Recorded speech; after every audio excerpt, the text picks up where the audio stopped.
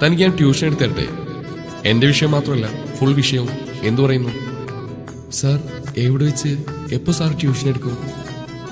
ആലോചിക്കണം, പക്ഷെ കോളേജിൽ ആരും അറിയത്. സാർ എന്റെ വീട്ടിലായാലോ? സംശയത്തോടെ സാർ എന്നെ നോക്കി. അത് കുഴപ്പമില്ല, നമുക്ക് ആലോചിക്കാവുന്ന കേസാണ്. വൈകിട്ടാണെങ്കിൽ വലിയ പ്രശ്നമില്ല. സാർ എവിടെയാണ് താമസം? ആലുവിൽ തന്നെയാണ്. ഇവിടെ അടുത്തൊരു അപ്പാർട്ട്മെന്റ് ഉണ്ട്, അവിടെ താമസം. നമ്മൾ രണ്ടാളും രണ്ട് ദിശയിൽ പോവാനുള്ളവരാണ്. എന്റെ വീട്ടിൽ വന്ന് ട്യൂഷൻ കഴിഞ്ഞ് സാർ റൂമിലെത്തുമ്പോഴേക്കും ഒരുപാട് വൈകില്ലേ? ഒരു ദിവസത്തെ മാത്രം കാര്യമില്ലല്ലോ. പിന്നെന്ത് ചെയ്യും? ഞാനൊരു സത്യം പറയട്ടെ, പക്ഷേ ഉപ്പച്ചി സമ്മതിച്ചാലേ നടക്കൂ. എന്താണ്? എന്റെ വീട്ടിലൊരു ഔട്ട് ഹൗസ് ഉണ്ട്. അപ്പാർട്ട്മെന്റ് സൗകര്യങ്ങളുള്ളൂ, എന്നാലും ഒരാൾക്ക് ധാരാളമാണ്. അതെവിടെയാണ്? അന്ന് വന്നപ്പോ കണ്ടില്ലല്ലോ. വീടിന്റെ സൈഡിലായിട്ടാണ്. പെട്ടെന്ന് കണ്ടെത്തില്ല. ഉപ്പച്ചിയോട് ചോദിച്ചു നോക്കട്ടെ, സമ്മതിച്ചാലേ നടക്കൂ സാർ. സാറിന് ഫീസ് എങ്ങനെയാണ്? ഉപ്പച്ചി ചോദിക്കും പറയണം. നഫീസ മോളെ, നീ നന്നായി പഠിച്ചാൽ മതി. എനിക്ക് ഫീസായിട്ട്. കാശിന് വേണ്ടിയല്ല ഞാൻ ജോലിക്ക് വരുന്നത്. എനിക്ക് ഏറ്റവും ഇഷ്ടമുള്ള പ്രൊഫഷനാണ്. എന്റെ വാപ്പ മനസ്സ് വെച്ചാൽ ഇതിന്റെ ഇരട്ടിയുള്ള എഞ്ചിനീയറിംഗ് കോളേജ് ഉണ്ടാക്കാം. പിന്നെ തനിക്ക് ഫീസ് തരണമെന്ന് നിർബന്ധമാണെങ്കിൽ എനിക്ക് 3 നേരം ഫുഡ് തന്നാൽ മതി. ഫാസ്റ്റ് ഫുഡ് കഴിച്ച് മടുത്തു, അതുകൊണ്ടാണ്. ശരി, ഞാൻ ഉപ്പച്ചിയോട് സംസാരിച്ചിട്ട് അറിയിക്കാം. അത് വേണ്ട, നമുക്ക് ഒരുമിച്ച് പോയി സംസാരിക്കാം. അത് വേണം? വേണം, അതാ നല്ലത്. വൈകിട്ട് നമുക്ക് ഒരുമിച്ച് പോവാം. പക്ഷെ കോളേജിൽ നിന്ന് ഒരുമിച്ച് ഇറങ്ങണ്ട. താൻ എന്നെ പുറത്ത് വെയിറ്റ് ചെയ്താൽ മതി. സർ, എനിക്കൊരു കാര്യം കൂടി പറയാനുണ്ട്. എന്നെ നഫീസ് എന്ന് വിളിക്കേണ്ട. എന്റെ ടീച്ചേഴ്സ് എല്ലാം എന്നെ മിസ്ലി എന്നാ വിളിക്കുന്നത്. അതുമല്ല, എന്റെ ഫ്രണ്ട്സ് എന്നെ നഫീന്നാ വിളിക്കുന്നത്. നഫീസ എന്ന് വിളിക്കുമ്പോൾ പ്രായമായ ആരെയോ വിളിക്കും പോലെ. സാർ എന്നെ നോക്കി ചിരിച്ചുകൊണ്ട് പറഞ്ഞു, ഓക്കെ, ഇനി മുതൽ മിസ്രി പെണ്ണെന്ന് വിളിക്കാം. പെണ്ണ് വേണ്ട, മിസ്രി മാത്രം മതി. അതെന്താ, താൻ പെണ്ണല്ലേ? ആണ്, എന്നാൽ അങ്ങനെ വിളിക്കണം. പിന്നെ വേണം വേണം വേണം. അല്ല, താൻ ഉച്ചക്ക് ഭക്ഷണം കഴിക്കാൻ എന്താ ചെയ്ത്?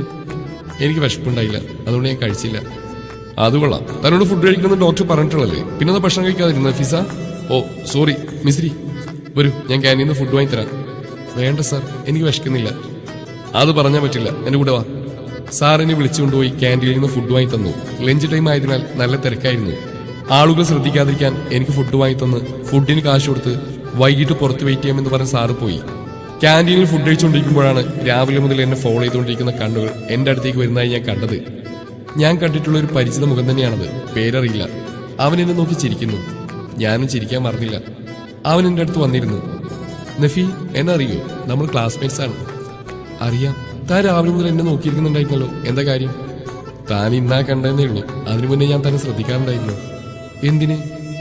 താനെന്താ ആരോടും മിണ്ടാത്തത്? തനിക്ക് ഫ്രണ്ട്സ് ഒന്നും വേണ്ടേ? എന്നോട് ആരും ഫ്രണ്ട്സ് ആവാൻ വന്നില്ല. ഞാൻ അങ്ങോട്ടും പോയില്ല. താൻ എന്റെ കൂടെ കൂടുവോ? എന്നെ ഫ്രണ്ടാക്കുവോ? എന്താ മോന്റെ ഉദ്ദേശം? എനിക്കൊരു ദുരുദ്ദേശമില്ല. എന്റെ കൂടെയുള്ള പയ്യൻസ് എല്ലാം പഠിപ്പുകളാണ്. കുറച്ചു ദിവസമായി തന്റെ അവസ്ഥ തന്നെയാണ് എനിക്കും. അതുകൊണ്ടാ ഞാൻ തന്നെ ശ്രദ്ധിച്ചത്. ഫ്രണ്ട്സ്? അവൻ എന്റെ നേരെ കൈ നീട്ടി. ഞാൻ അവനെ സംശയഭാവത്തിൽ നോക്കി. അപ്പോൾ അവൻ പറഞ്ഞു, തനിക്ക് വിശ്വാസമായിട്ട് എന്നെ വിശ്വസിച്ചാൽ മതി. അതുവരെ ഞാൻ തന്നോട് സംസാരിക്കുന്നുണ്ട്. എന്തെങ്കിലും കുഴപ്പമുണ്ടോ? ഇല്ല.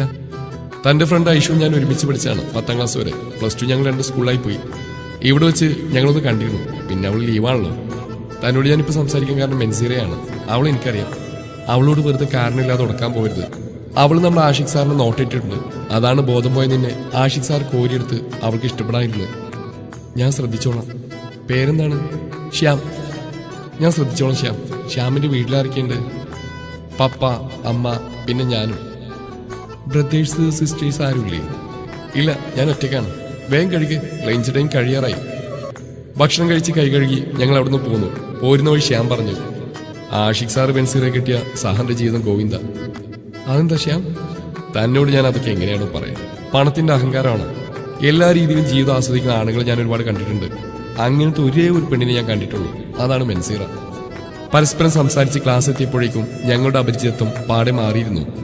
ക്ലാസ്സിലെത്തിയപ്പോൾ മോന്തമ്മൽ കടന്നു കുത്തിയ പോലെ ബെൻസീർ നിൽക്കുന്നു. അവള് മൈൻഡ് ചെയ്യാതെ എന്റെ സീറ്റിലേക്ക് പോവാൻ തിരിഞ്ഞപ്പോൾ അവൾ എന്റെ കൈക്ക് കയറി പിടിച്ചു. പിന്നെ കാതടിപ്പിക്കുന്ന സ്വരത്തിൽ അലറി, ഡി, നിന്നോട് ഞാൻ പറഞ്ഞിട്ടില്ലേ സാറിനോട് വലിയ വർത്തമാനത്തിൽ നിൽക്കരുതെന്ന്? ഉച്ചക്ക് നീ സാറിന്റെ അടുത്തിരുന്ന് ഊട്ടുന്ന കണ്ടല്ലോ. അത് കഴിഞ്ഞ് സാറിന്റെ മടിയിൽ കയറിയിരുന്നാണല്ലോ സംസാരം. എന്താടി ഇതിന് മാത്രം സാറിനോട് സംസാരിക്കാം? പറയടി. അവൾ എന്റെ കയ്യിലെ പിടുത്ത് ഒന്നുകൂടി മുറുക്കി. വിട് ബെൻസീറ, എനിക്ക് നിന്നോടൊന്നും പറയാനില്ല. വിട്, എന്റെ കയ്യിൽ നിന്ന് വിട്. അവൾ വിടാൻ കൂട്ടാക്കുന്നില്ല. ആരോ അവളുടെ കൈ ബലമായി പിടിക്കുന്ന കണ്ടു.